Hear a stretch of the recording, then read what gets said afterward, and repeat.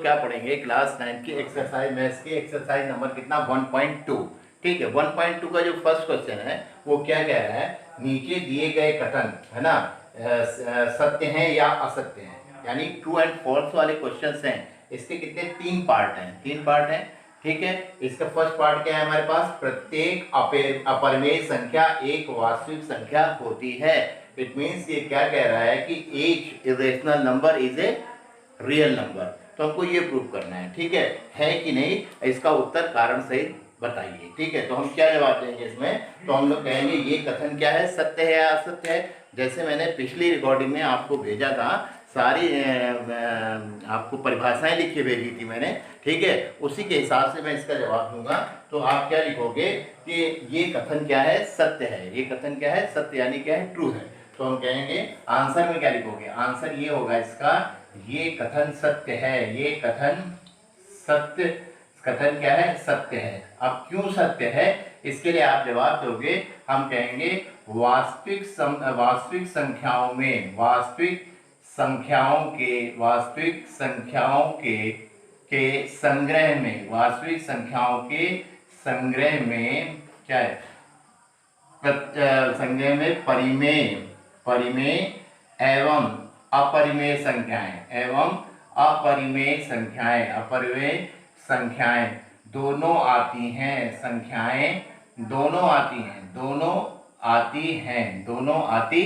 हैं। हम कहेंगे इसलिए हमारे पास क्या होगा, इसलिए अपरिमेय संख्या, प्रत्येक अपरिमेय संख्या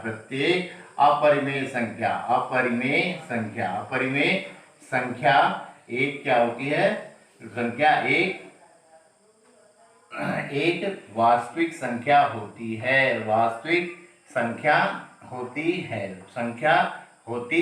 है।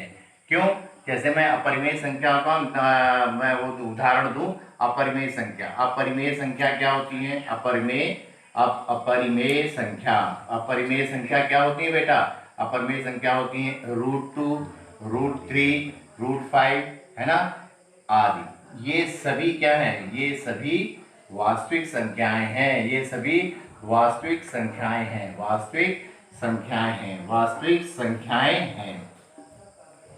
संख्याएं हैं। ओके, समझ में आया। ठीक है, ओके। अब देखो दूसरा क्वेश्चन क्या है हमारे पास, संख्या रेखा का प्रत्येक बिंदु √m के रूप का होता है, जहां m एक क्या है, प्राकृत संख्या है। m क्या है, प्राकृत संख्या। ठीक, पहले मैं आपको प्राकृत संख्या या नेचुरल नंबर के बारे में बताऊं। अगर मैं कहूं कि प्राकृत संख्या जिसे हम लोग क्या बोलते हैं, नेचुरल नंबर। तो यहाँ किससे डिनोट हो रहा है, m से डिनोट हो रहा है। कह रहा है कि m एक प्राकृत संख्या है, m क्या है, एक प्राकृत संख्या है। ठीक, नेचुरल नंबर तो क्या होंगे, नेचुरल नंबर हमेशा कहाँ से शुरू होते हैं, 1 से शुरू होते हैं। क्या होते हैं, 1, 2, 3, 4, 5 एंड सो ऑन। ठीक है, तो अब इसके हिसाब से बताओ कि अगर मैं 1 लेता हूं तो यहाँ पे 1 रखूं तो ये कितना हो जाएगा, √m का मतलब क्या हो जाएगा, √1 हो जाएगा। ठीक, m का मतलब ये 1 हो गया। 2 लेता हूं तो √2 हो जाएगा। 3 लेता हूं तो कितना हो जाएगा, 3 हो जाएगा। ठीक है, तो क्या नंबर लाइन पे सभी नंबर इस तरह के होते हैं, क्या होते हैं, नहीं होते ना। तो हम कहेंगे ये कथन असत्य है। ये कथन क्या है, असत्य है। ये कथन क्या है, असत्य है। क्योंकि संख्या रेखा पर इन संख्याओं के अलावा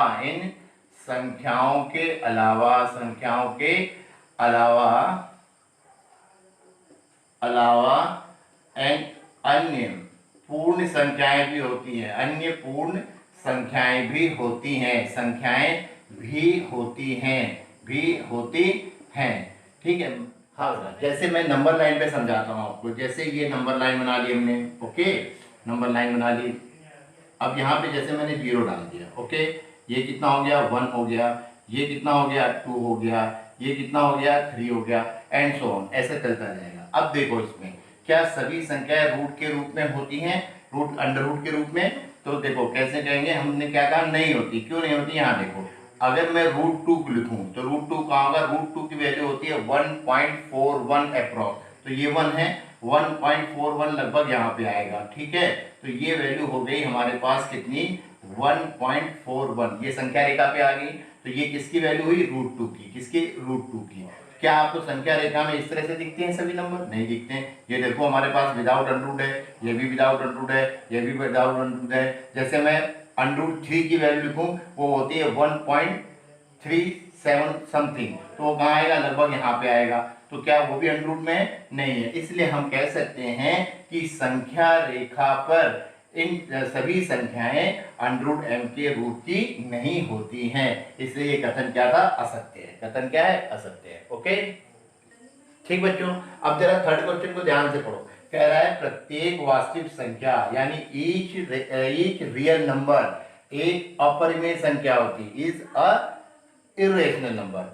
पहला वाला क्वेश्चन था कि प्रत्येक अपरिमेय संख्या एक वास्तविक संख्या होती है। हाँ होती है, लेकिन सभी वास्तविक संख्याएं इर्रेशनल नंबर यानी कि अपरिमेय संख्या नहीं होती हैं, क्योंकि इनके अलावा वास्तविक संख्याओं के संग्रह में और भी संख्याएं आती हैं। इसलिए हम कहेंगे ये कथन क्या है? असत्य है। क्यों है? यहाँ ध्यान से सुनना। कैसे लिखोगे? हम लिखेंगे, इसका आंसर क्या लिखेंगे? यह कथन असत्य है। यह कथन क्या है? यह कथन असत्य है। असत्य है, असत्य मतलब फॉल्स है। क्यों है? हम लिखेंगे क्योंकि क्योंकि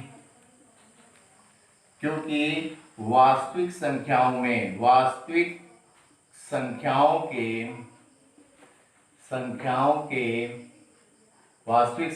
के संग्रह में, है ना, कलेक्शन में, फिर बड़े हो जाओ तो पढ़ेंगे समुच्चय में, के संग्रह में, यानी बड़े होकर के सेट पढ़ोगे, संग्रह में अपरिमेय संख्याओं के अलावा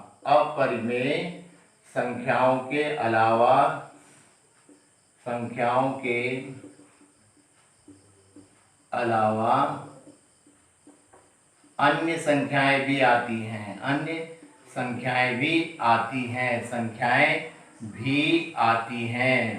आती हैं। जैसे आप उदाहरण दे सकते हो, जैसे अगर मैं वास्तविक संख्याओं की बात करूं, वास्तविक संख्याएं क्या होती है हमारे पास? वास्तविक संख्याएं वे सभी संख्याएं वास्तविक संख्याएं होती हैं जो हम अपने नंबर सिस्टम में पढ़ते हैं। उनमें क्या क्या हो सकती हैं? परिमेय।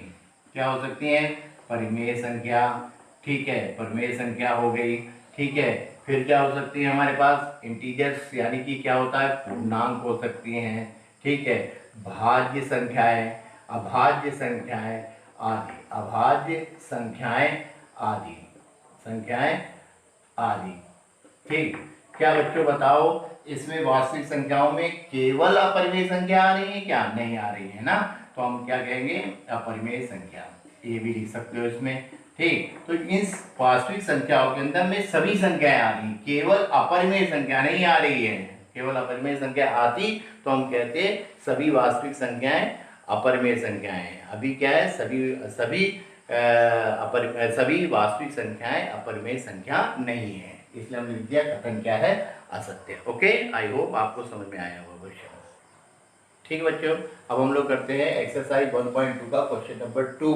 ठीक है, बड़ा ध्यान से पढ़ते हैं मेरे सवाल को। कह रहा है क्या सभी धनात्मक पूर्णांकों के वर्गमूल, धनात्मक मतलब पॉजिटिव नंबर जो होते हैं, वर्गमूल अपरिमेय होते हैं? यानी अपरिमेय मतलब इर्रेशनल, ऐसे नंबर जो रूट्स में होते हैं जिनका पूरा पूरा रूट ना है, जैसे √2, है ना, √3 हो गया, और क्या हो गया? √5 हो गया। क्या सभी नंबर इस तरह के होते हैं? ठीक है, स्क्वायर रूट में। यदि नहीं तो एक ऐसी संख्या के वर्गमूल का उदाहरण दीजिए जो एक क्या है? परिमेय संख्या है। तो आप इसका आंसर क्या दोगे? इसका आंसर आप दोगे कि नहीं, सभी क्या है? धनात्मक पूर्णांकों का वर्गमूल अपरिमेय नहीं होता। तो आप क्या लिखोगे? आंसर में क्या लिखोगे? आंसर, ठीक है, नहीं सभी धनात्मक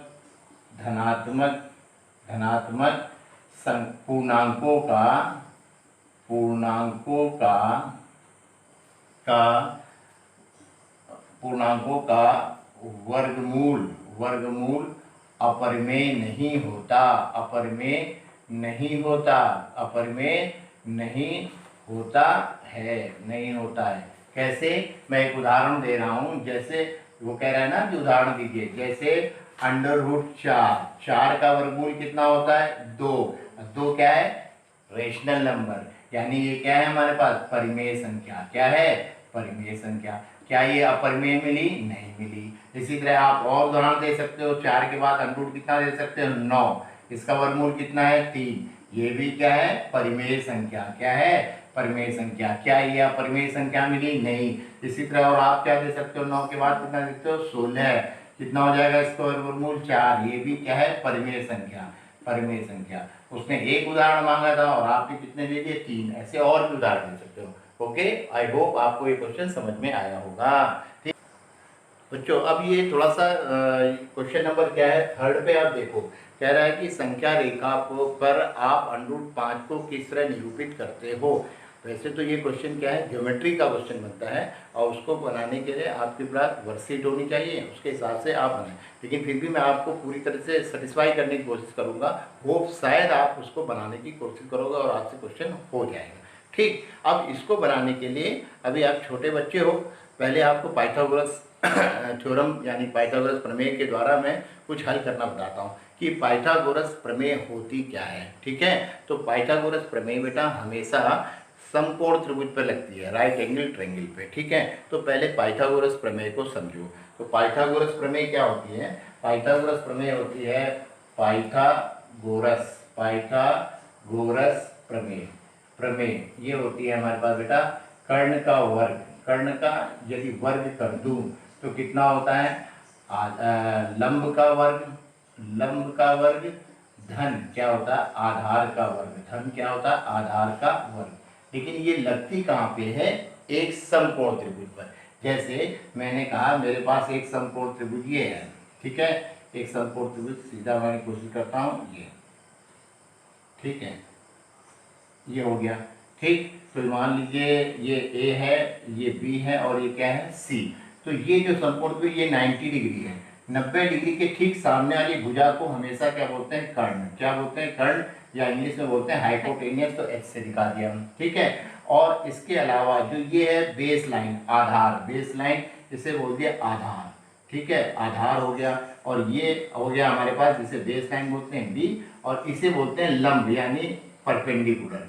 लंब इंग्लिश में बोलते हैं परपेंडिकुलर, इसे पी से दिखाया जाता है। तो अब अगर मैं पाइथागोरस को पढ़ूं तो इसके हिसाब से कर्ण का स्क्वायर यानी AC square is equal to क्या बनता है? लंब का स्क्वायर, AB जितनी भुजा दी है इसका स्क्वायर कर दो, प्लस क्या? आधार का स्क्वायर यानी BC का क्या कर दो? स्क्वायर कर दो। ओके, ये हमारे पास पाइथागोरस थ्योरम होती है और इसी का यूज करके हम क्या करेंगे? √5 को किसमें दिखाएंगे? नंबर लाइन पे दिखाएंगे। ठीक है, अब नंबर लाइन पे दिखाने के लिए थोड़ा सा आप क्या करना चाहिए? आपके पास क्या होना चाहिए? एक कंपास रख लेना बेटा और एक प्रोटेक्टर यानी चांदा रख लेना। कंपास में इस प्रकार और एक चांदा रख लेना ताकि आपको दिक्कत ना हो। ठीक, तो हम कैसे करेंगे? सबसे पहले पाइथागोरस प्रमेय हो गई। अब आपको करना क्या है? आपके पास सबसे पहले क्या होंगे? एक स्केल रख लेना अपने पास, स्केल और एक प्रकार यानी कंपास रख लेना और साथ में एक चांदा यानी जिसे हम लोग बोलते हैं प्रोटेक्टर, इसको एक साथ रखना और उसको ड्रॉ करने की कोशिश करना। जैसे मैं बता रहा हूँ वैसे करना। ठीक, सबसे पहले स्केल लेना, स्केल से आप क्या करना? एक नंबर लाइन बनाना। मैंने नंबर लाइन बनाई बेटा, ये नंबर लाइन हो गई। ठीक, मैं आप क्या करना? स्केल से ये सेंटर पे तो यहाँ पे 0 रख लेना। ठीक, यहाँ से 1-1 सेंटीमीटर दूर पे, ठीक है, आप क्या नंबर डाल देना। तो अभी मैं थोड़ा सा बड़ा दिखाने के लिए मान लो 1 सेंटीमीटर पे 1 हो गया। ठीक है, फिर अगले 1 सेंटीमीटर पे कितना हो गया? 2 हो गया। अगले 1 सेंटीमीटर पे कितना हो गया? 3 हो गया, एंड सो ऑन। इस साइड क्या होगा? -1 और इधर क्या हो जाएगा? -2 और इधर कितना हो जाएगा? -3। ये तो आपको संख्या रेखा बन गई। फिर नंबर दूसरा स्टेप में आपको क्या करना है कि आप क्या करना है? यहाँ पर ये 1 सेंटीमीटर की जो डिस्टेंस है ना, सपोज दैट यहाँ पे ये मैंने पॉइंट ले लिया, कौन सा पॉइंट ले लिया? A। 1 सेंटीमीटर का ये ले लिया और यहाँ पर आप अपना प्रोटेक्टर को रखोगे। प्रोटेक्टर में प्रोटेक्टर यानी क्या? चांदा। चांदे को रखोगे और चांदे को रखने के बाद यहाँ 90 डिग्री की एक रेखा के ऊपर को खींच दोगे 90 डिग्री।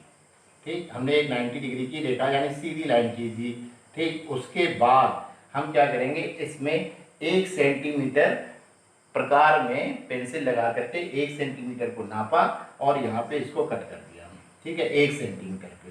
तो ये डिस्टेंस कितनी हुई, 1 सेंटीमीटर। ठीक है, और ये डिस्टेंस कितनी हुई, 1 सेंटीमीटर। ओके, अब इसको ओ से हमने किसको मिला दिया, 0 या ओ बोल देना इसको, अल्फ़ाबेटली ओ, और वैसे 0 से स्टार्ट है। ठीक, इसको इस लाइन से मिला दिया। तो ये हमारे पास कितना हो गया, ये मान लिए कोई नाम दे दिया मैंने, क्या दे दिया, नंबर यहाँ पे ओ ए। इसको आप इरेज कर सकते हो। ठीक है, इरेज कर दिया, ए दे दिया। ओके, तो अब यहाँ पर देखो ये 90 डिग्री हो गया, क्या हो गया, 90 डिग्री। ठीक, अब यहाँ पे 90 डिग्री हो गया तो एक ट्रायंगल बन गया। सॉरी, ये मान लो ए है, ये कितना ले लिया, बी। तो हमारे पास एक ट्रायंगल बन गया ए ओ बी, जहाँ कोण ए 90 डिग्री हो गया, 90 डिग्री। तो हमने कहा in triangle O A B जहाँ एंगल ए कितना डिग्री हो गया, 90 डिग्री हो गया। तो अभी मैंने पाइथागोरस पढ़ाई है। पाइथागोरस कहाँ लगती है, राइट एंगल ट्रायंगल पे। ये एक राइट एंगल ट्रायंगल यानी समकोण त्रिभुज है। तो 90 के ठीक सामने क्या हो जाएगा, कर्ण। ये क्या हो जाएगा, कर्ण हो जाएगा। ठीक है, तो इसका स्क्वायर क्या होगा, पाइथागोरस में कर्ण का स्क्वायर यानी O B square equal to हो जाएगा ओ ए स्क्वायर प्लस कितना हो जाएगा, ए बी स्क्वायर प्लस कितना हो जाएगा, ए बी स्क्वायर। अब वैल्यू रखो यहाँ पे, ओ ए की जगह 1 का स्क्वायर, ए बी कितना है, 1 है, 1 का स्क्वायर किया तो 1 का स्क्वायर 1 प्लस 1 का स्क्वायर 1, ये कितना हो गया, 2।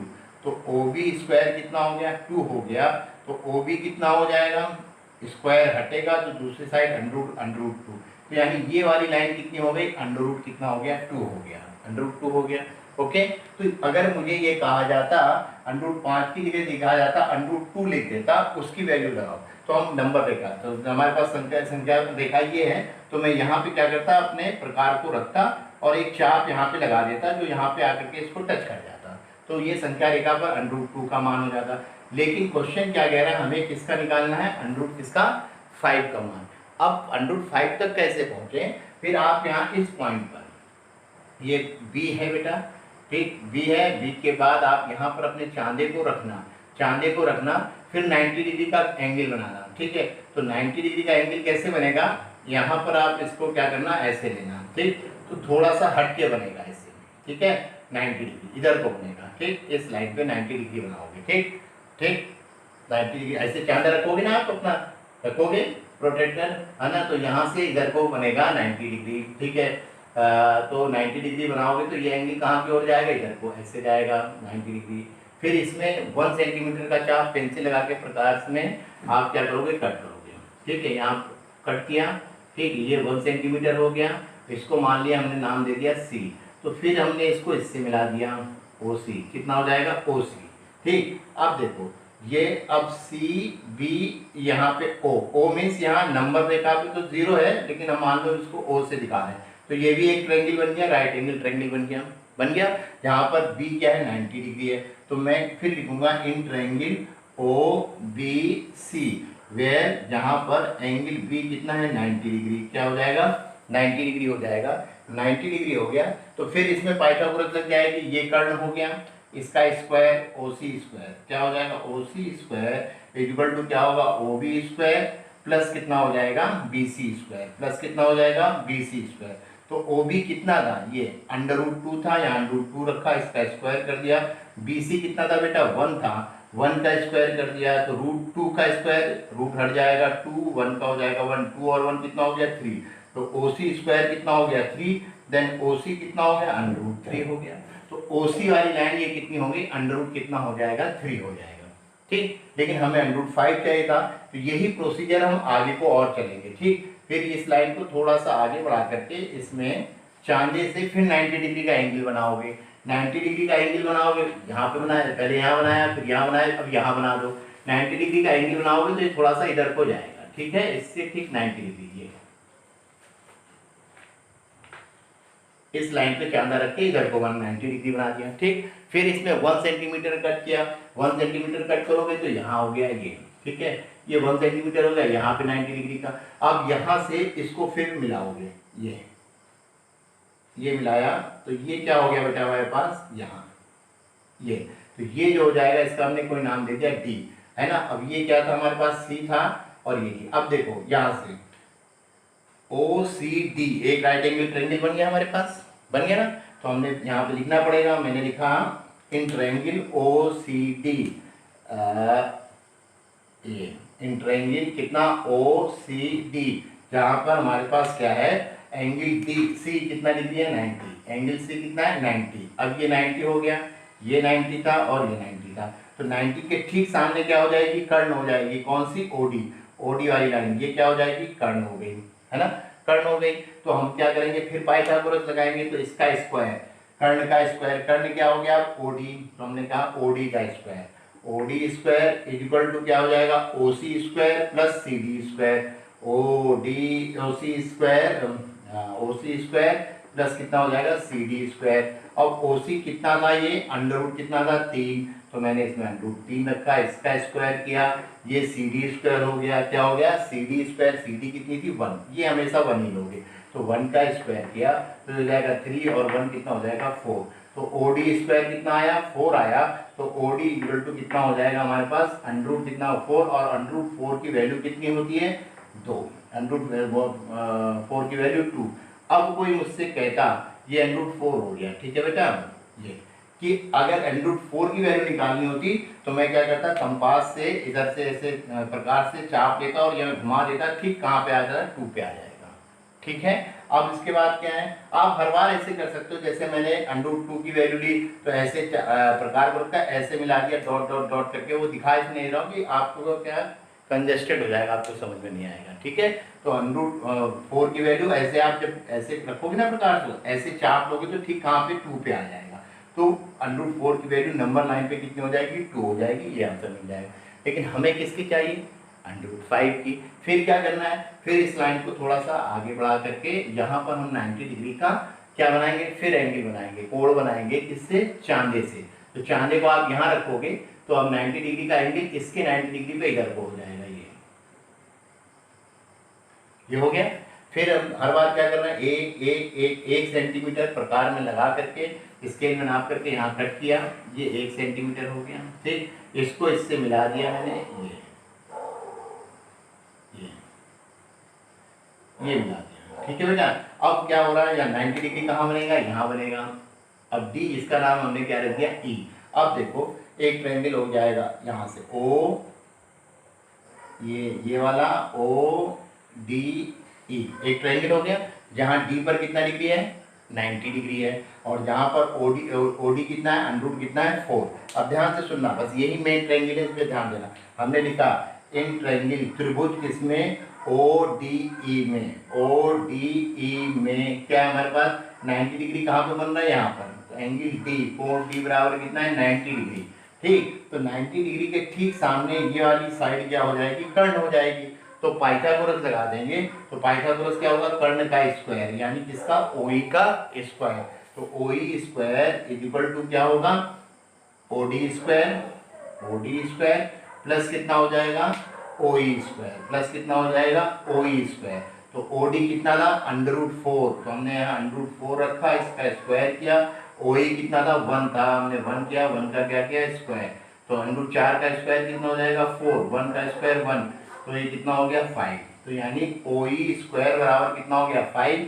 तो हमारे पास ओई कितना हो जाएगा, ओई हो जाएगा, ओई स्क्वायर है ना, देखो यहाँ समझो, ओई स्क्वायर इक्वल टू कितना आया 5 आया, देन ओई कितना हो जाएगा, स्क्वायर हटेगा अंडर रूट कितना 5, तो ओई किसको रिप्रेजेंट कर रहा है अंडर रूट 5 को, तो अंडर रूट 5 यहाँ हो गया, ये आ गई। बट उसने हमसे पूछा क्या, संख्या रेखा पर इसकी वैल्यू कितनी होगी, तो संख्या रेखा कहाँ हमारी, संख्या रेखा तो यहाँ है हमारे पास, ठीक है। तो मैंने देखो यहाँ वैल्यू लिखी है, अंडर रूट 5 की वैल्यू संख्या रेखा पर अगर देखी जाए कितनी होती है 2.236 लगभग, तो 2.2 ये 1 हो गए, यहाँ 2 लगभग यहाँ पे आएगी, ठीक है। वो कैसे आएगी, हम क्या करेंगे, अपने प्रकार में पेंसिल लगाएंगे, प्रकार की नोक यहाँ रखेंगे, पेंसिल यहाँ आएगी, फिर एक चाप लेंगे, ऐसे घुमाएंगे और ये यहाँ पर आकर के रुक जाएगा, ठीक। तो हमने यहाँ पे रुक जाएगा आकर के, कैसे लगाओगे चाप देखना, ठीक है, ध्यान से बेटा। आप क्या लगोगे, एक प्रकार में पेंसिल लगाओगे, नोक को यहाँ रखना, फिर इसके चाप ऐसे लगाना, तो ये लगभग ऐसे ऐसे आएगा, ठीक है, ऐसे ऐसे ऐसे ऐसे ऐसे आते हुए यहाँ पे इसको थोड़ा सा डार्क करके यहाँ पे मिला देना ये। तो ये जो वैल्यू होगी, सपोज दैट ई एफ पे आ रहा है, तो एफ बिंदु ये क्या होगा, √5 को रिप्रेजेंट करेगा। √5 को कहाँ पर, नंबर लाइन में, यानी संख्या रेखा पर ये √5 को रिप्रेजेंट करेगा। और हमारे पास इसकी वैल्यू होती है 2.236 लगभग, क्या होती है, लगभग, ठीक, ठीक है। तो हम क्या कहेंगे, संख्या रेखा पर, संख्या रेखा पर अभीष्ट बिंदु क्या, बिंदु कौन सा, एफ नाम दिया हमने, एफ क्या है, √5 का मान है, √5 का मान है। ओके, होप आपको समझ में आया होगा, मैंने पूरी कोशिश की है और आप प्रैक्टिस करिएगा इसकी। Okay, thank you.